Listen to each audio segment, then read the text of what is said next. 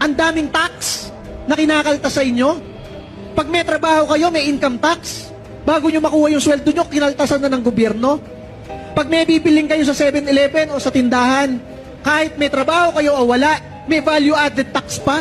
Nakaltasan ka kanina sa trabaho, pag bili mo pa ng pagkain, may tax na naman. Pag wala kang bibilhin, may ibebenta ka. Bebenta mo yung lupa nyo, wala na kasi kayong magawa, pera sa buhay, may capital gains tax pa. Pag hindi mo ibebenta, may amilyar pa, real estate tax. Ibenta mo o hindi, mataksan ka. Ngayon, kapag wala ka nang gagawin, hindi ka magtatrabaho, hindi ka bibili, hindi ka magbebenta, ilalagay mo lang sa bangko, pati yung pera mo sa bangko, nilagyan na rin ng tax. Napakaraming tax. Sana man lang kung nakikita natin na lahat ng ginagawa ay maaayos, lahat ng opisyal ng gobyerno ay nagsisilbi ng ayos. Pag pumunta ka sa ibang bansa, katulad ng Hong Kong, 8 milyon lang ang tao pero 8 ang MRT.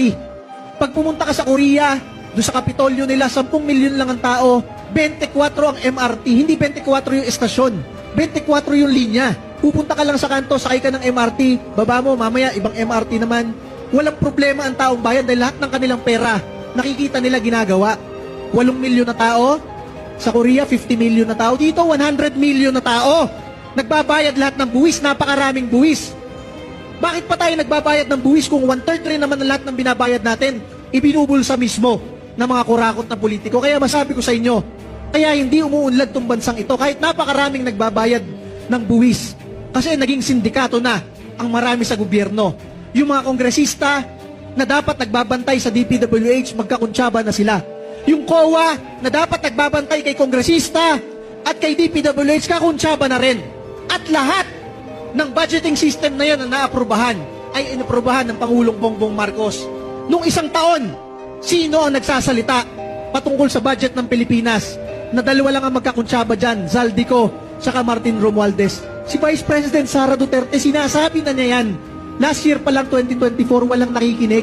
Ang pinapahirapan siya. Ngayong taon na ito, January, sinabi ni Pangulong Duterte, pinirmahan ni Bongbong Marcos ang pinakakurakot na budget sa kasaysayan ng Pilipinas. Dahil napakaraming isiningit ng mga kongresista na mga budget na magiging ghost project. Ano sabi ng Pangulong Bongbong Marcos? Ni-review daw niya yon kada page. Yung 4,000 pahina na budget, wala daw kahit isang kalokohan doon. O ngayon, ano nangyari? Lumabas lahat ng bilyon-bilyon.